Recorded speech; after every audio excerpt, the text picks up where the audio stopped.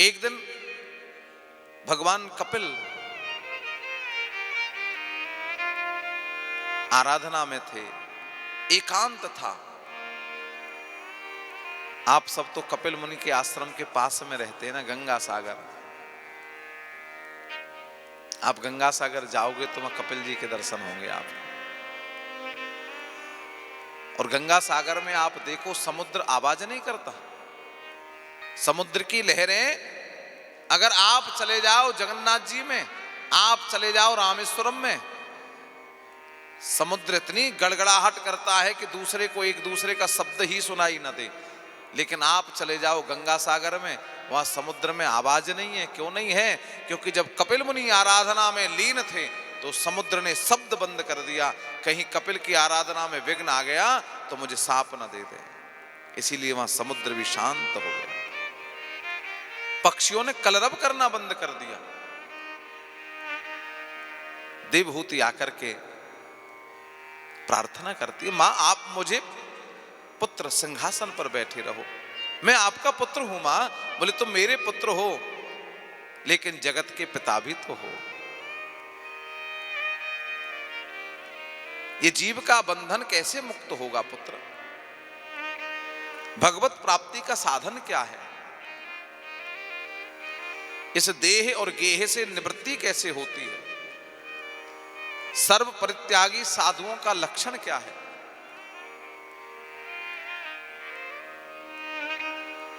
ये वैराग्य की अवस्था क्या है? मैं सब श्रवण करना चाहती हूं। और भगवान कपिल कहते हैं, मां कार्य कारण कर्तृत्वे कारणम प्रकृतिम विदो भोक्तृत्वे सुख दुखाना पुरुष प्रकृति परम।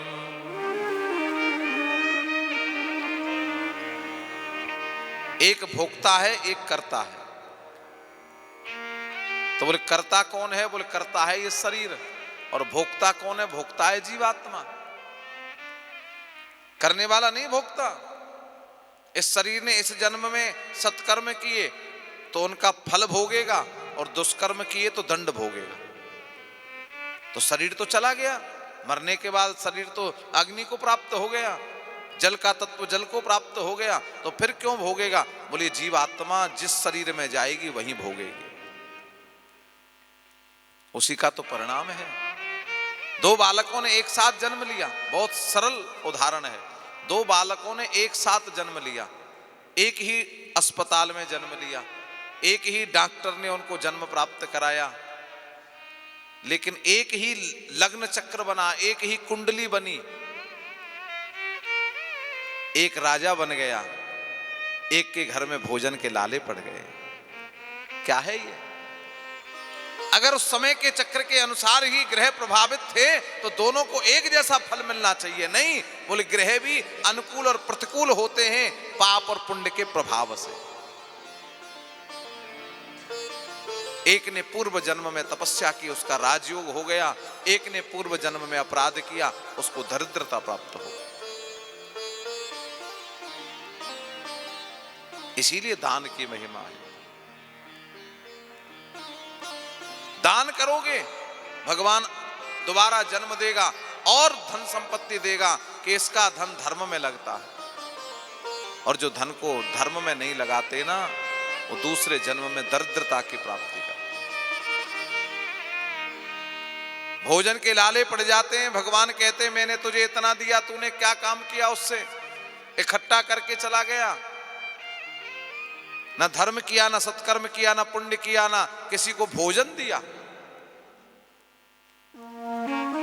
तो तुझे देकर क्या करूं? इसलिए ध्यान रखें, जो शरीर है वो कर्ता है। कर्ता से ऐसा काम करें कि हमको, हमारी जीवात्मा को भोगना ना पड़े। भगवान कपिल भी कहते हैं कि भोग जीवात्मा को किसी भी जन्म में चली जाए भोगना पड़ता है। इसीलिए मानव देह सर्वश्रेष्ठ है, क्योंकि इस मानव देह में हमें ज्ञान है हम पुण्य कर रहे हैं कि पाप कर रहे हैं, और इस सत्कर्म के लिए ही मानव देह बना है। अनेक अनेक जन्मों में यातनाएं भोग करके जब मानव देह प्राप्त हुआ है, तो फिर हम ऐसा परिक्रम वक्रम करें कि फिर हमें कोई यातना भोगनी ही ना पड़े। योग का लक्षण बताया मां, योगस्य लक्षणम बक्षे सबीजस्य अनुपातमजे मनो ये नैव विधना प्रसन्नम याति सत्पथम्। योग के द्वारा परमात्मा को प्राप्त करने का साधन किया जा सकता है।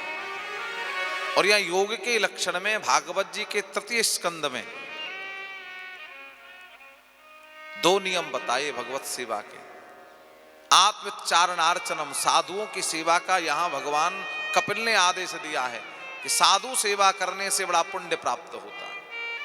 और दूसरा मिति, मेध्य, सीमित और पवित्र भोजन करने। जो लोग कह देते हैं ना, अरे ये वस्तु खाने की, ये भोजन की, ये किसने कह दिया, कौन कहता है, सब नहीं, यहां स्पष्ट कपिल भगवान कहते हैं। मिति माने सीमित और मेद्य माने पवित्र भोजन करना चाहिए। अपवित्र दूषित भोजन का सर्वथा परित्याग करना चाहिए। सात्विक भोजन ही करना चाहिए, क्योंकि आहार शुद्ध हो सत्व शुद्ध हो। सात्विक भोजन करेंगे, पवित्रता रखेंगे, तो बुद्धि और मन सात्विक रहेंगे। और सात्विकता की बात करो तो यहां बाई बैठी है हमारी कथा सुनने के लिए, उसने पूरे जीवन जो सात्विकता रखी, क्या कोई रख सकता है? और देखो प्रभु की भी कृपा, कौन नहीं चाहता कि हमारे माता पिता और आशीर्वाद दें, लेकिन जैसे ही उनकी सात्विकता में उन्हें बाधा दिखाई देने लगी, उसी समय उन्होंने भगवान से प्रार्थना की कि अब मेरी अंतिम यात्रा प्रारंभ हो गई है, मैं अपनी सात्विकता को नहीं, जो लक्षण देखा उस दिन मैं वहां उपस्थित था। जाने से 20 मिनट पहले, आध घंटे पहले भी जिसने वस्त्र बदलकर स्नान किया हो, उससे पवित्र जीवात्मा कोई हो नहीं सकती मेरे बंधु। क्योंकि जीवात्मा जब पवित्र और शुद्ध होकर जाती है तो भगवान उसे अपने गले से लगा लेते हैं, अपनी गोद में बिठा लेते हैं। खटिया से लोग उठते नहीं हैं। इसलिए शास्त्र कहता है कि हमें जीवन में पवित्रता का ध्यान रखना चाहिए, शुद्धता का ध्यान रखना चाहिए। धर्म के 4 चरणों में पवित्रता भी एक चरण है।